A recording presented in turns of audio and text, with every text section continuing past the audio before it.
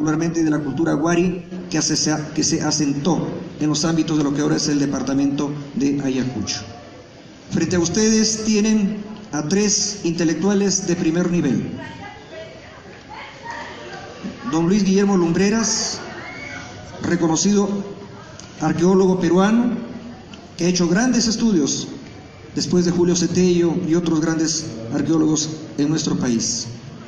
Él nació en Ayacucho, hizo parte de sus estudios en Lima, luego también vino a ser profesor de la Universidad Nacional San Cristóbal de Huamanga.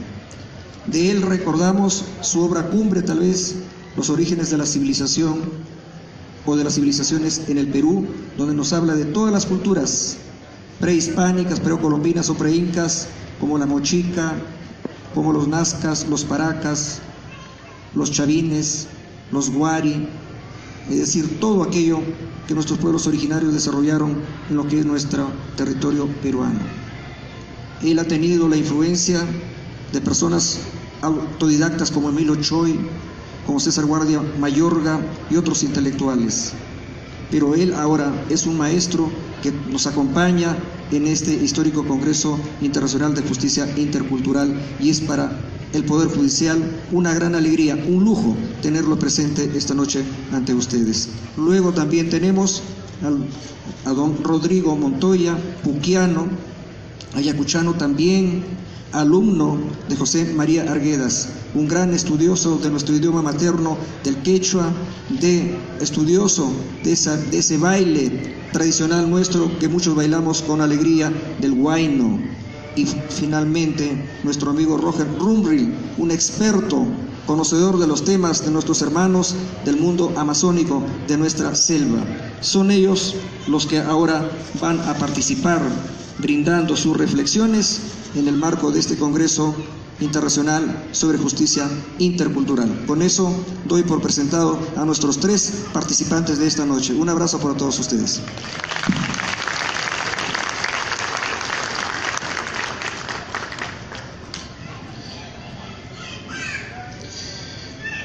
Muy bien, vamos a iniciar con esta mesa cultural. En una primera ronda, cada uno de nuestros distinguidos hombres de la historia, conocedores de la antropología, van a tener una primera ronda de 10 minutos cada uno, y obviamente abordando el tema, el reto de la interculturalidad en el Perú. Sin más preámbulos, presentamos al señor doctor Luis Guillermo Lumbreras, antropólogo, arqueólogo, educador peruano, a quien lo recibimos con fuertes palmas.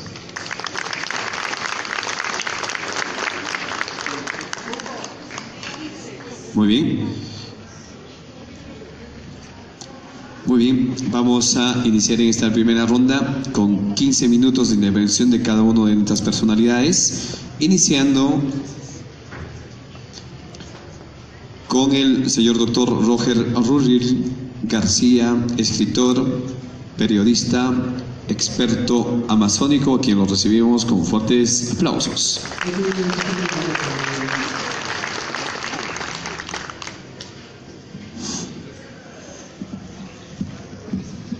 En primer lugar, muy buenas noches con todas y todos. Para mí realmente es un honor haber sido invitado por el Poder Judicial a este 8º foro internacional, a este 8º Congreso Internacional sobre Justicia Intercultural en la ciudad de Ayacucho. Agradezco por esta invitación al doctor Duvalí Rodríguez Tineo, presidente del Poder Judicial. También quiero agradecer al doctor Víctor Prados Aldarriaga, porque junto con el doctor Rodríguez Tineo es uno de los grandes promotores del proceso de construcción de un sistema de justicia intercultural desde el derecho positivo, en relación armoniosa con el derecho especial, el derecho constitucional.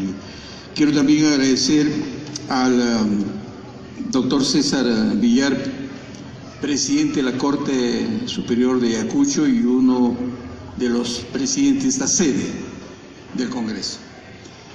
Y por supuesto quiero expresar mi satisfacción, mi alegría por compartir esta mesa con dos maestros que yo admiro desde siempre, con Rodrigo Montoya, con quien hemos compartido en muchas ocasiones mesas, debates, diálogos, él desde el análisis de la cultura andina, de hecho uno de los mayores andinólogos, de los mayores expertos en la cultura andina, la historia andina, y también mi alegría y mi complacencia de compartir con el doctor Luis Lumbreras esta mesa. Creo que la última vez que estuvimos en un debate, una mesa de análisis, fue en la derrama magisterial hace algunos años. Para mí es una enorme satisfacción, lo confieso, y seguramente para ustedes. Yo quiero expresar también que esta reunión para mí ha sido como un curso intensivo de interculturalidad, un curso intensivo sobre justicia intercultural, sobre justicia ordinaria. He tenido la suerte, la oportunidad de estar en 3 congresos.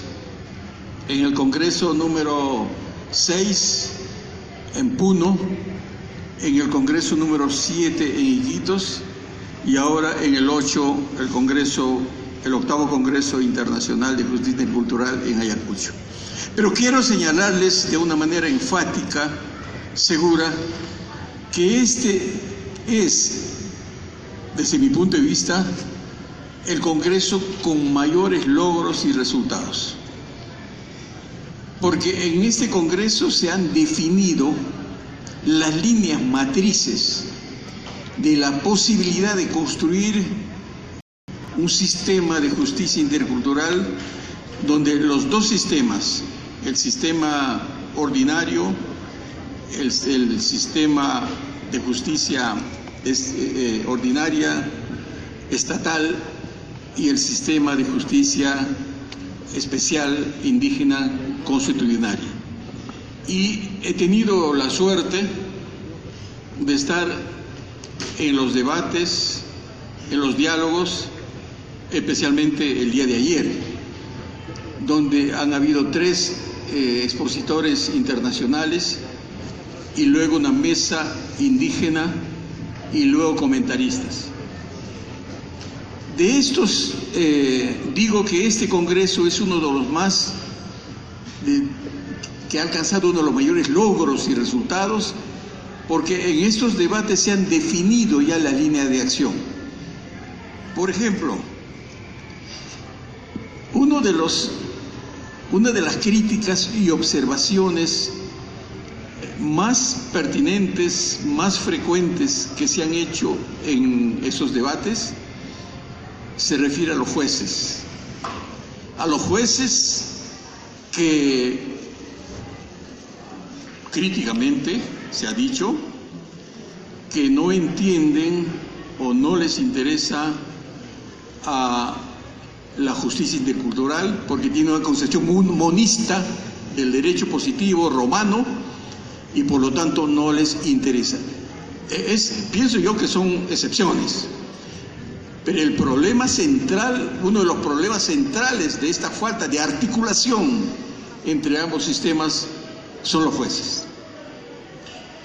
El otro tema que se ha analizado de una manera profunda, crítica, propositiva, es el tema de la lengua.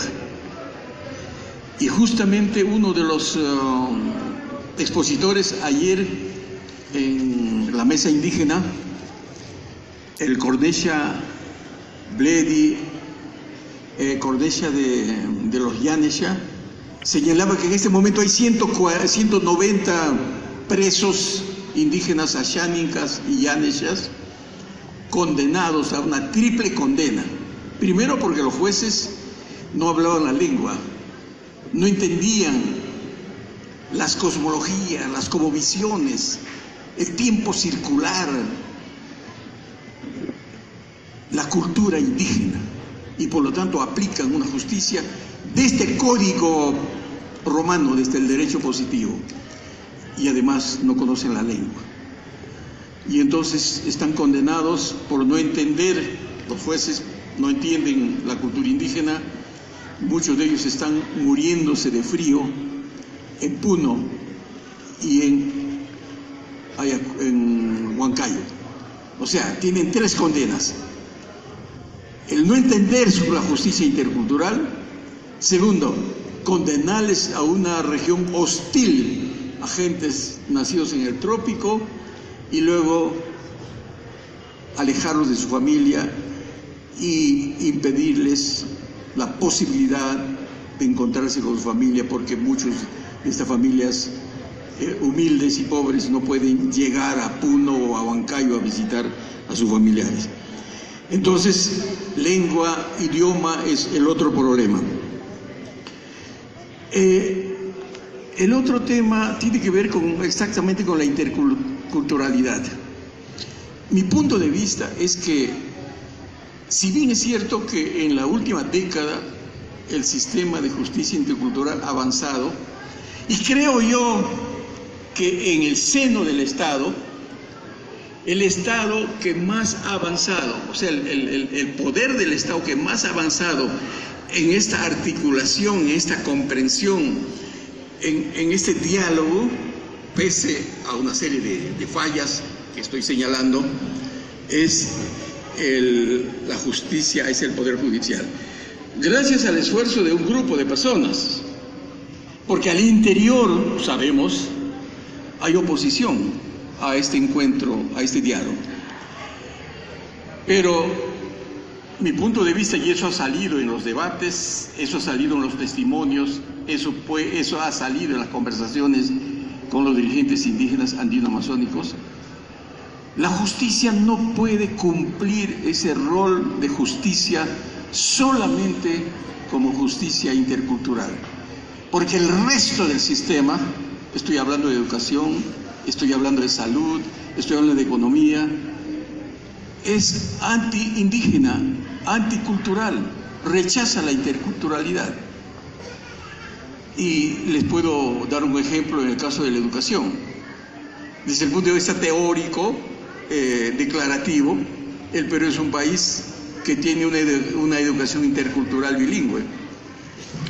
Pero ustedes saben que en este momento en los institutos y universidades solamente se están formando 800 maestros interculturales y bilingües. ¿Y saben ustedes cuánto es la demanda? 20.000. En consecuencia, van a pasar 20 años para cubrir ese déficit. Y solamente es un ejemplo, les podría dar otros ejemplos más. En consecuencia, si bien es cierto, apreciamos ese esfuerzo por la justicia intercultural, pero no puede haber una justicia cuando los otros sistemas están estancados, son antiindígenas y no comprenden.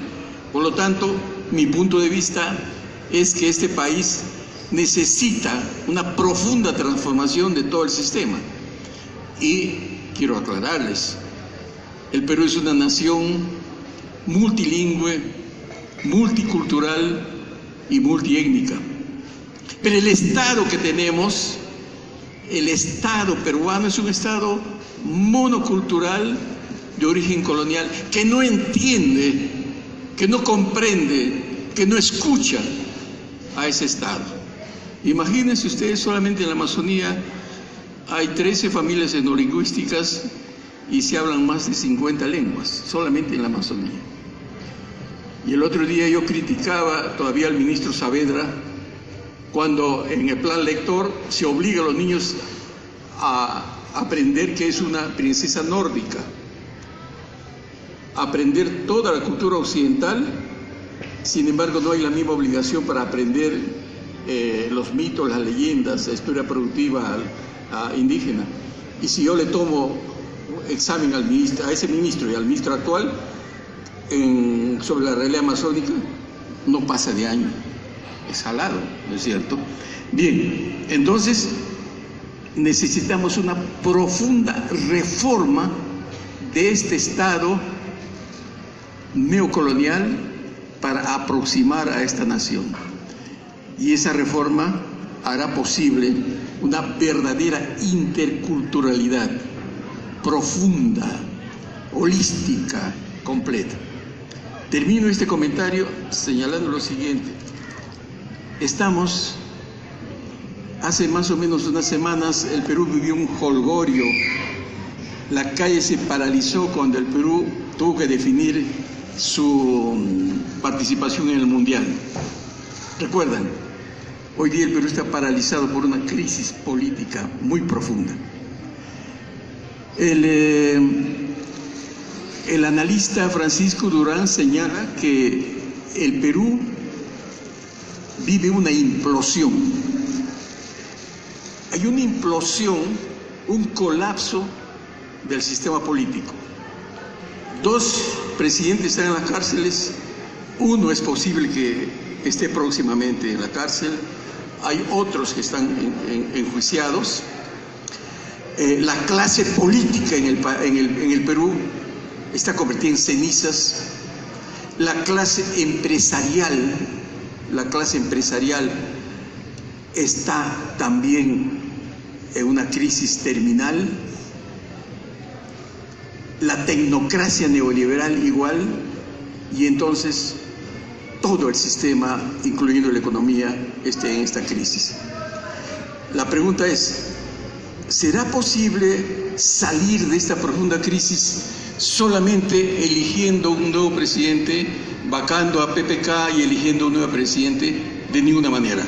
Todo el sistema está para cambiar.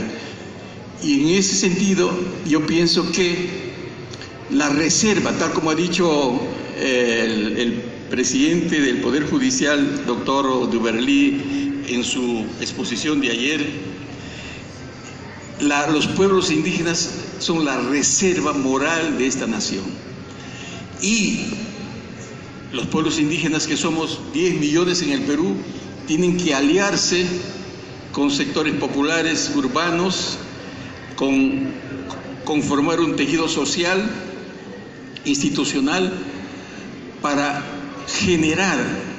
construir una estructura de poder que permita que en el próximo futuro, a partir del 2021 y en adelante, podamos refundar la nación peruana.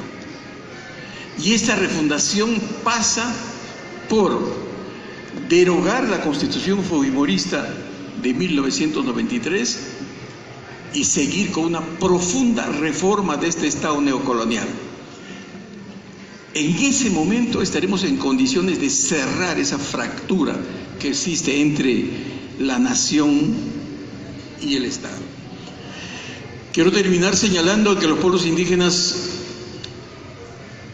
a lo largo de la historia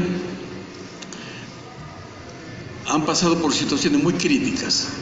Pero si ustedes analizan, por ejemplo, la rebelión de Túpac Amaru, la rebelión de Juan Santos Atahualpa, la rebelión de Samarén, la rebelión de Torote, analizan bien y ustedes van a encontrar una fuerza mágico-mítica, una fuerza impulsora, que es el pensamiento mesiánico milenarista. Cuando los pueblos indígenas están al borde de la crisis y de la destrucción, aparece este pensamiento mesiánico milenarista que ha sido bien estudiado por Flores Galindo en Buscando un Inca. Esa es la situación actual. Esa es la situación actual. Es decir, estamos al borde de una implosión, pero igual que en la noche, la parte más oscura de la noche anuncia el amanecer, asomará el pensamiento mesiánico milenarista y la reserva moral que son los pueblos indígenas podrán empezar a construir una nueva utopía social a construir, para decirlo en términos indígenas, un Pachacuti andino y un Ipámamo amazónico. Este es el momento. El Perú es un país de oportunidades perdidas, pero este es el momento en construir ese tejido social, esa fuerza que permite una refundación del Perú en el siglo XXI. Muchas gracias.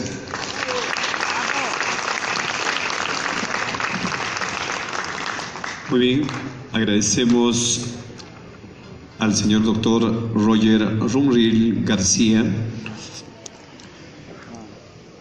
Vamos a pedir lo propio también por 15 minutos, la intervención del señor doctor Rodrigo Montoya Rojas, arqueólogo de gran trayectoria de nuestro país. Lo recibimos con fuertes aplausos. Muchas gracias por lo de arqueólogo, que es un honor que no merezco. Saludo cordialmente a todas y todos ustedes. Un fraterno abrazo a las delegaciones indígenas, campesinas, a los jueces, juezas, a los amigos y compañeros y colegas que han venido de otros países, por ofrecernos la posibilidad de participar con ustedes en un tema tan importante como el de la interculturalidad.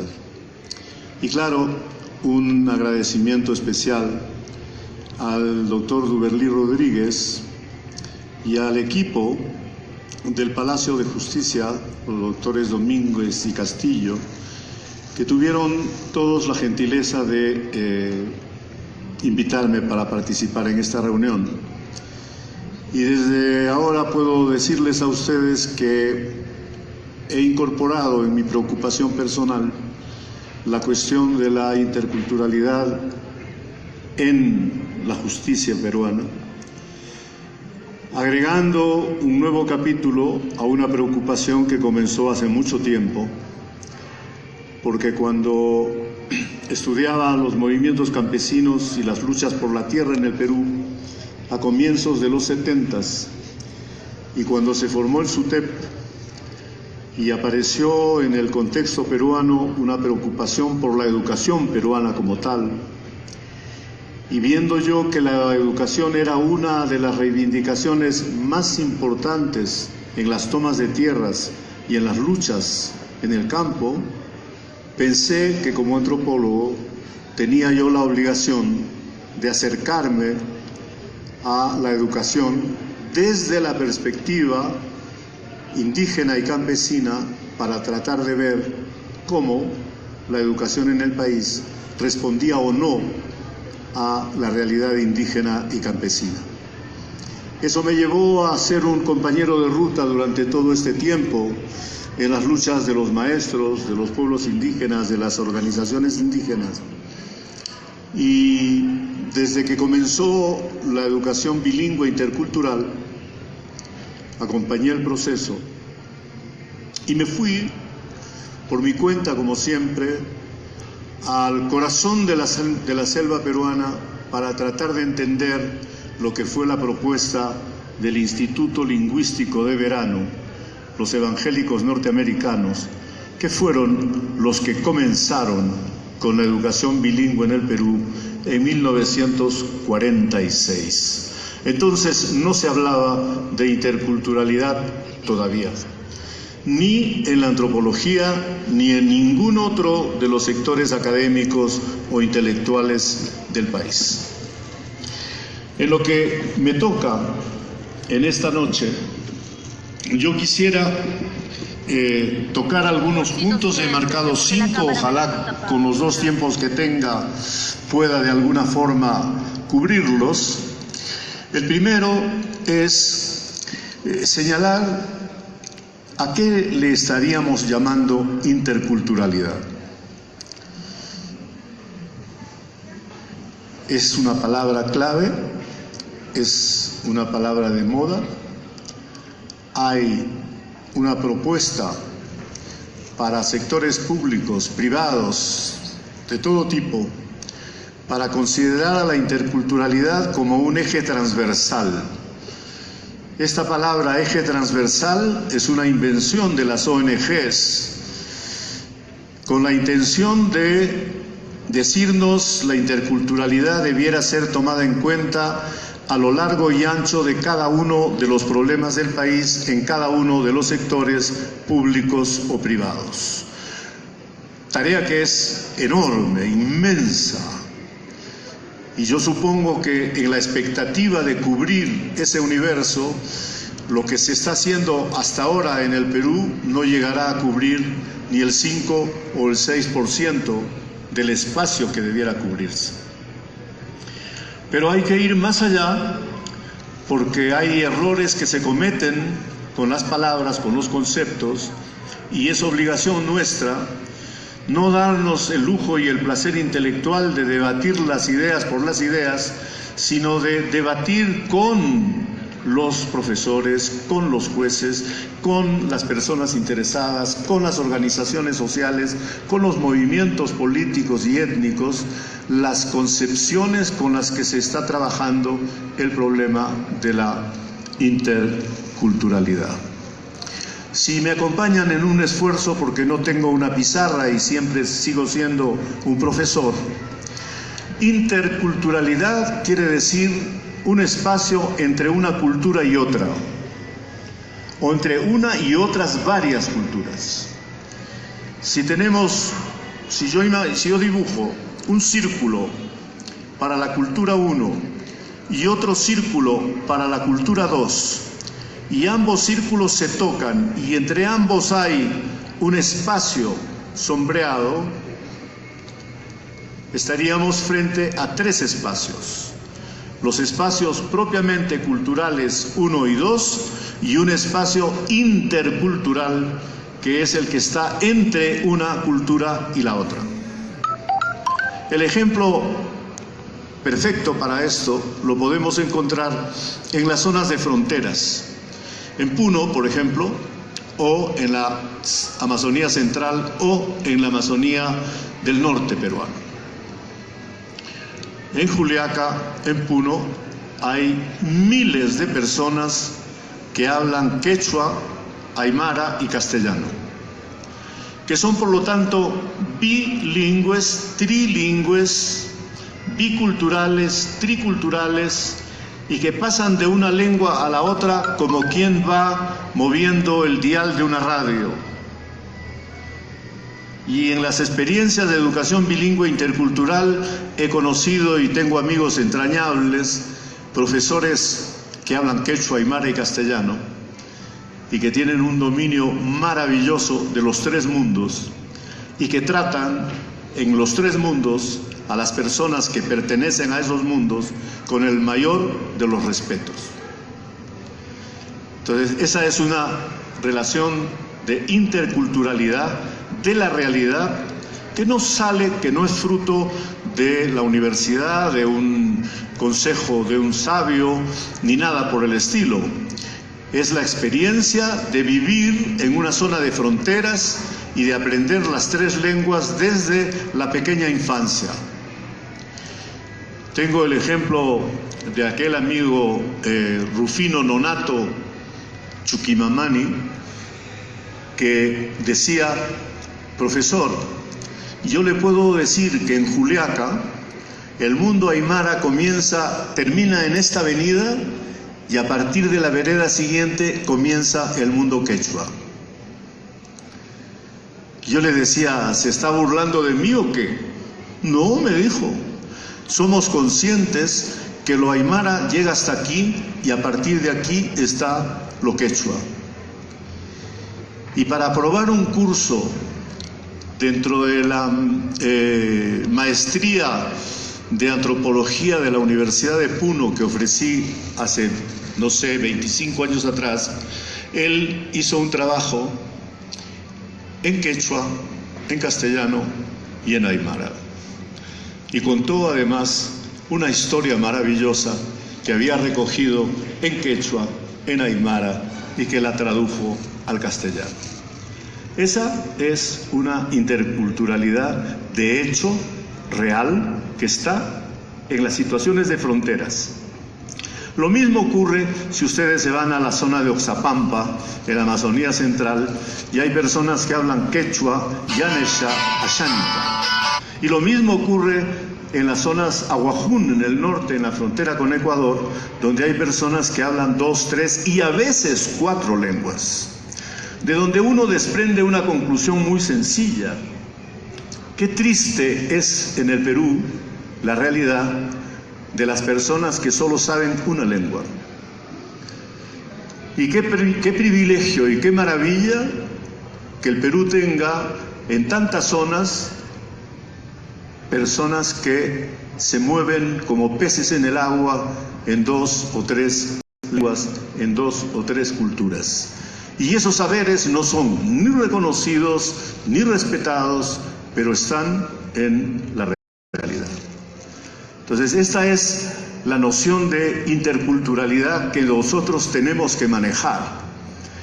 Es la que viene de la realidad y es la realidad la que nos enseña. Por otro lado, hay una interculturalidad deseada. Y aquí salgo de la realidad nuestra para irnos a ver los textos del Banco Mundial, los textos oficiales del Ministerio de Educación. El mundo, como les dije, de la EBI es el que mejor he conocido hasta hace unos años. Y allí uno encuentra frases terribles como esta. El Perú es un país intercultural.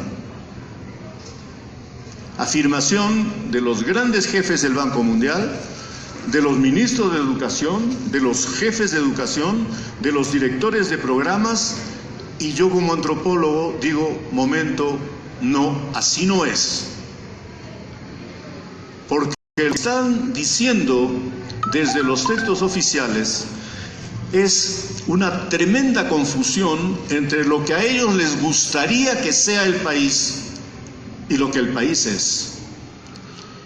Y en este mundo de a mí me gustaría que, yo desearía, ahí aparecen 4 palabras fundamentales que están en el corazón de la propuesta pública y privada sobre interculturalidad en cada uno de los sectores en los que aparece. Igualdad, respeto, tolerancia y diálogo. La pregunta es, ¿quién de ustedes en este escenario podría estar en contra de las 4 palabras? Igualdad, tolerancia, diálogo e igualdad. Respeto. Ninguno. Porque son palabras bonitas, son palabras positivas. La pregunta es, ¿son estas palabras las que están en la realidad de las personas?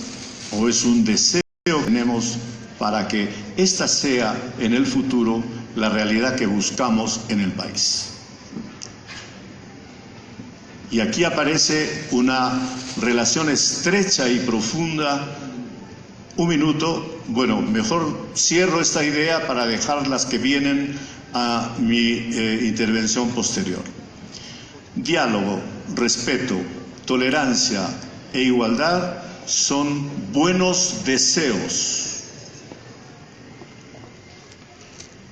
Cuando nos choleamos, nos insultamos, nos carajeamos, nos maltratamos, nos ninguneamos entre peruanos y peruanas todos los días, ¿de qué igualdad, de qué respeto, de qué tolerancia y de qué diálogo estamos hablando? Hay, por lo tanto, un divorcio muy fuerte entre las palabras y la realidad, entre el buen deseo de lo que uno quisiera que fuese la realidad y lo que es la realidad. Me detengo ahí. Muchas gracias al señor doctor Rodrigo Montoya Rojas.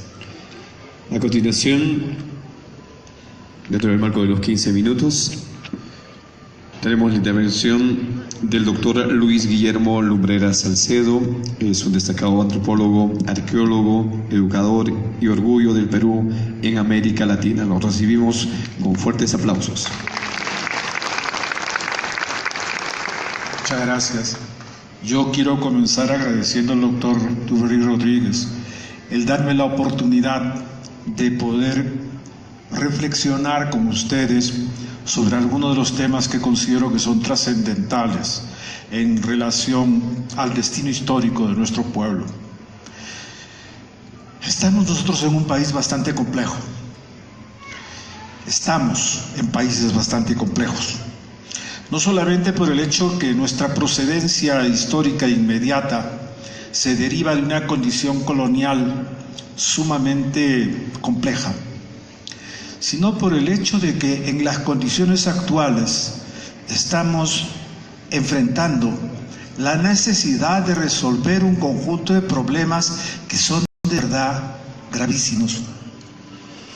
Esos problemas están íntimamente ligados a esto que estamos tratando de discutir en torno a la interculturalidad. El tema de la interculturalidad ha nacido y ha surgido, ha brotado en los últimos 40 años, 50 años, como uno de los temas a ser discutidos en el campo de las ciencias sociales, y a partir de la necesidad de ver en dónde estamos caminando cada uno de los distintos sectores dentro de los cuales se mueve nuestro quehacer. Están reunidos aquí personas que tienen una grave responsabilidad con la población. Es el sector de la sociedad que tiene como responsabilidad el ejercer un juicio sobre las condiciones en las cuales deben desarrollarse los diversos comportamientos de las gentes. Y aquí el tema de la interculturalidad cruza un espacio muy delicado. No somos un país uniforme, pero ojo, no es que solamente exista como tema el hecho de que en este país hablemos, por ejemplo, distintas lenguas. No. La lengua no es nada más que la expresión de los contenidos dentro de los cuales nosotros nos movemos. La lengua expresa los mecanismos de comunicación entre personas para poder, sobre la base de estos mecanismos de comunicación, establecer las condiciones en las cuales ellas se relacionan. Y ustedes son los que tienen que ver si es justo, no es justo, si está bien o está mal este conjunto de relaciones. El problema desde nuestro punto de vista radica en que asumimos la tesis falsa de que este es un país unitario y de que todos los peruanos somos iguales. No es cierto. Todos los peruanos no somos iguales y este no es un país unitario. Lo mismo vale para Ecuador, lo mismo vale para Colombia, lo mismo vale para Bolivia, entre los países que en este momento se me ocurren de inmediato. Las condiciones dentro de las cuales cada uno de nuestros países, y en el caso del Perú esto es dramático, son de una diversidad realmente impresionante. Cada uno de nosotros lleva en su sangre, cada uno de nosotros lleva en su estómago, cada uno de nosotros lleva en sus manos todo un conjunto de mecanismos que nos hacen propios y diferentes a los otros. No es lo mismo ser peruano en Yurimaguas y ser peruano en Arequipa, y ser peruano en Lima, y ser peruano en Puno, ser peruano en Ayacucho o ser peruano en Piura. No es lo mismo. Podemos estar tratando de comunicarnos con la misma lengua. Mentira.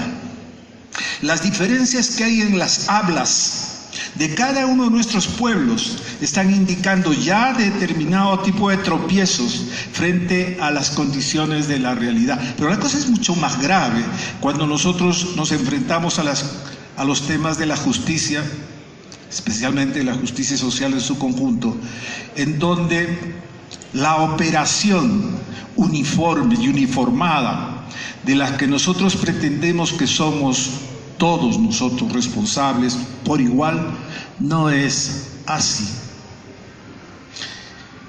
Cada vez que nosotros damos leyes, nosotros, nuestros representantes o quien quiera, cada vez que nosotros damos leyes sobre mecanismos a partir de los cuales el país debe cambiar, partimos del supuesto que a todos debe tratarse de la misma manera, y no está bien eso. Y no está bien eso por una simplísima razón. No es cierto que seamos iguales. No somos iguales socialmente. Las diferencias de clases sociales existen. Las clases efectivamente no desaparecieron. Ahí están dentro de nosotros y con nosotros. No han desaparecido los diversos mecanismos a partir de los cuales explota unos a otros. Eso existe y tenemos que tener la capacidad de poder advertirlo. Pero eso es un lado del cuento. El otro lado del cuento es que efectivamente nosotros no tenemos un nacimiento y una vida exactamente igual los unos de los otros. Esas diferencias regionales que hay no son solo diferencias en la manera de bailar o danzar, no son solo diferencias en la manera de tocar el arpa o tocar la guitarra, son diferencias mucho más profundas que eso. Esas son las expresiones externas de nuestras diferencias. ¿Y a qué se deben estas diferencias? No son gratuitas. Esas diferencias existen, entre otras cosas, porque cada uno de nosotros tiene que enfrentar su realidad en condiciones de existencia diferentes. No es lo mismo vivir en Puno, en las alturas, frente a esos inmensos territorios fríos en sus momentos, muy cálidos en otros, en donde las condiciones del medio ambiente le exigen a uno tratar las cosas de una manera determinada, frente a otros que, como en la Amazonía, por ejemplo, tienen que soportar otro tipo de condiciones y tienen que resolver otro tipo de condiciones de existencia. No se trata solamente de que vamos a aplicar un determinado tipo de educación en todas partes igual. No, en cada una de las partes donde estamos, las condiciones de educación requieren saber cómo puedo yo manejar estos campos, saber cómo puedo yo manejar estos cerros, de qué cerros estamos hablando donde no los hay, de qué desiertos estamos hablando donde lo que hay son bosques, de qué bosques estamos hablando donde lo que hay son páramos. Es decir, esas condiciones son importantes, pero eso son parte de las condiciones físicas. Hay las otras. Nosotros somos herederos de las diferencias. Nosotros no hemos inventado las diferencias. Si tenemos, como yo he tenido la suerte de verlo parcialmente a lo largo de mi vida, la historia larga del Perú.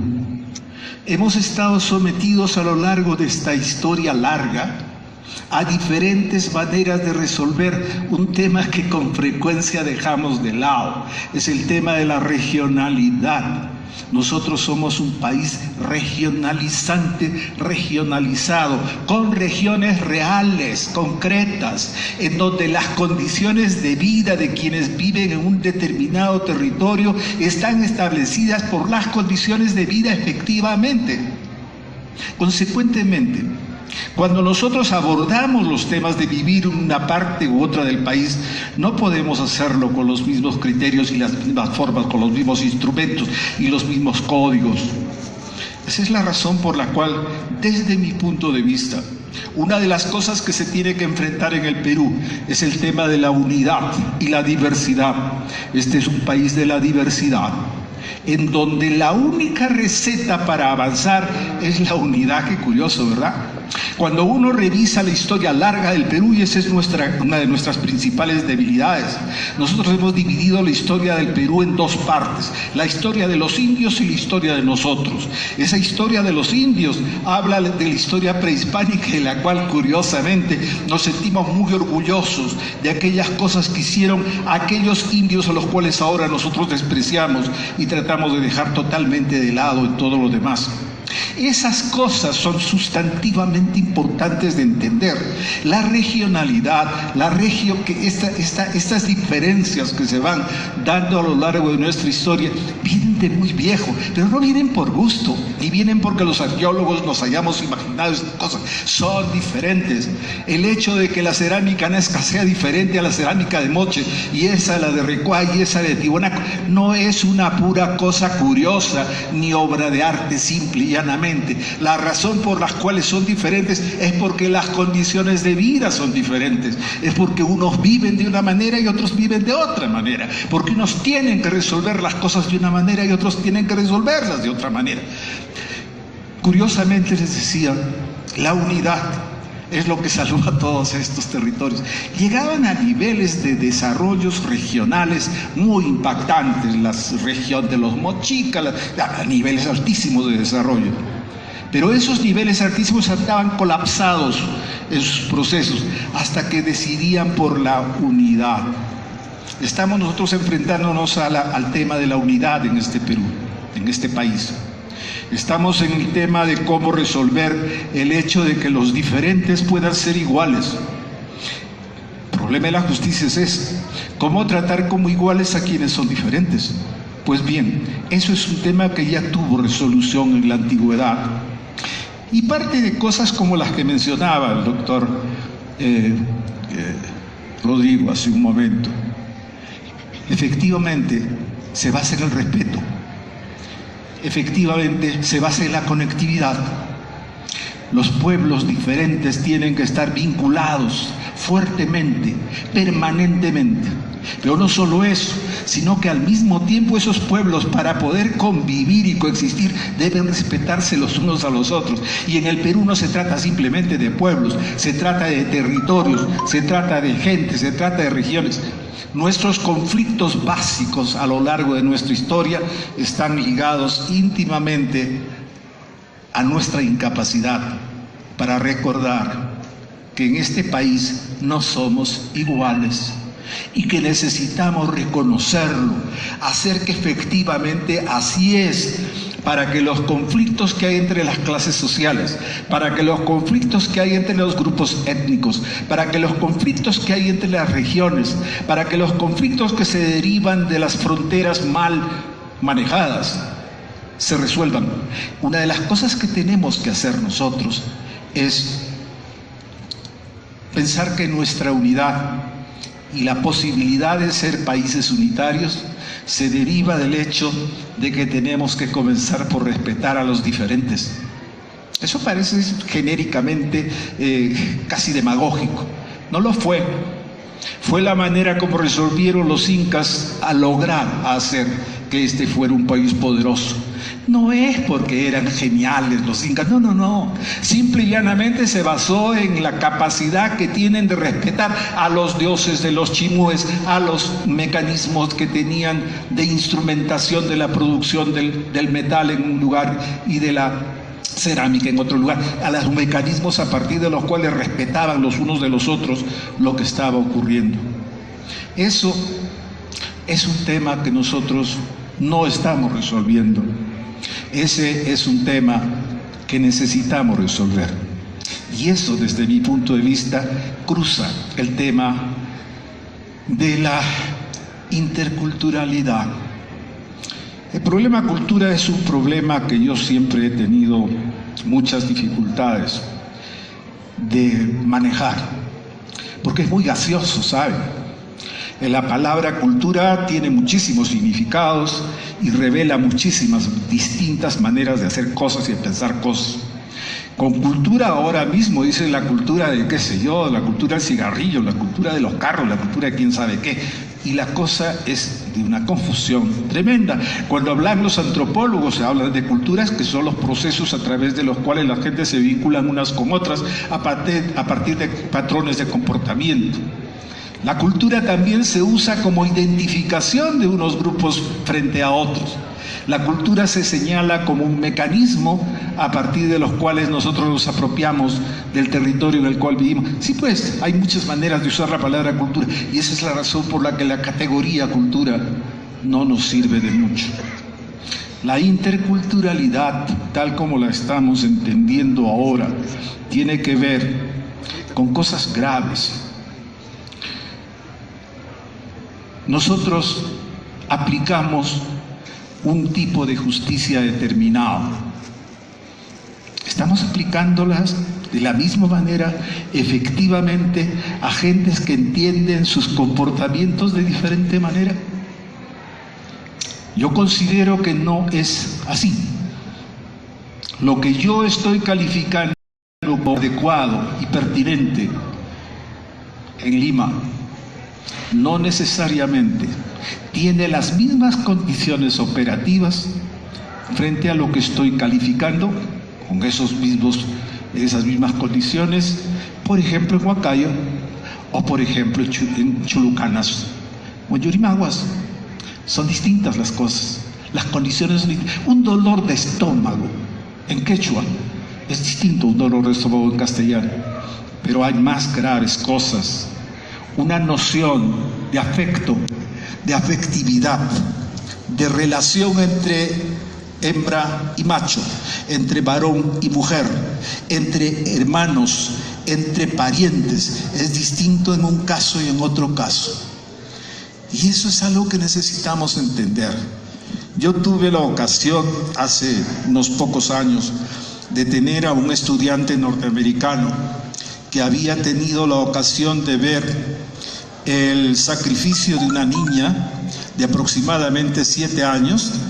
En nuestro tiempo, estoy hablando de hace unos 10 años, tal vez 15 años, y que había visto cómo la mataban, cómo se festejaba todo aquello, cómo era parte de un rito.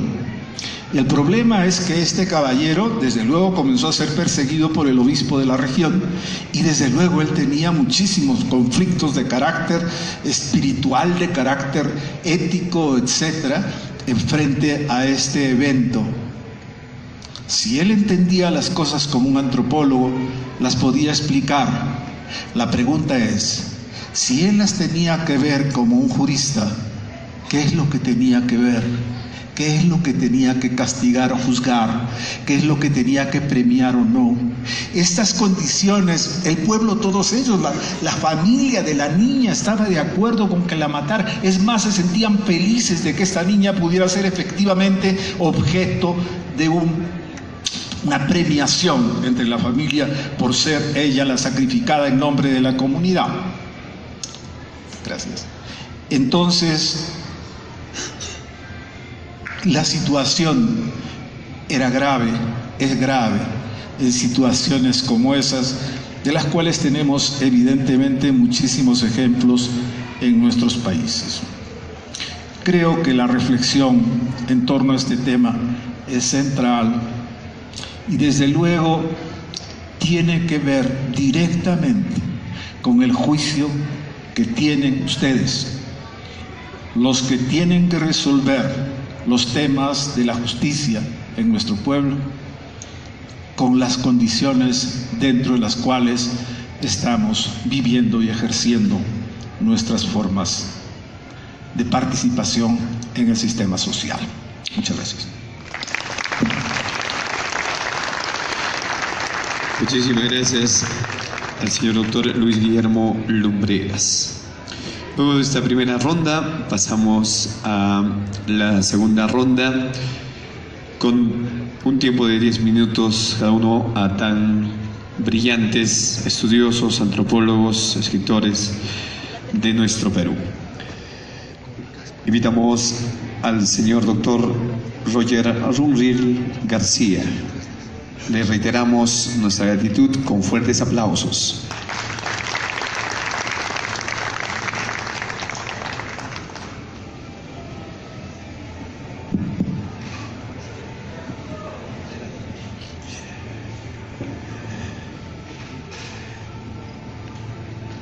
En los últimos viajes como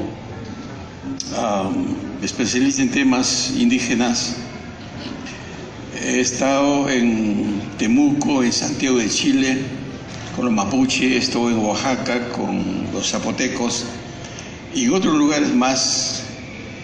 Y en todas las reuniones, en todos los eventos, en todos los congresos, hay dos problemas que hoy día atraviesan la realidad indígena. No significa que no haya otros problemas, hay problemas de salud, de educación. En el caso del Perú, por ejemplo, el tema del Estado hostil a los pueblos indígenas, las empresas que están instalando un sistema de corrupción que amenaza con la gobernabilidad de las comunidades, las disputas internas. Esos dos temas son tierra y territorio y cambio climático.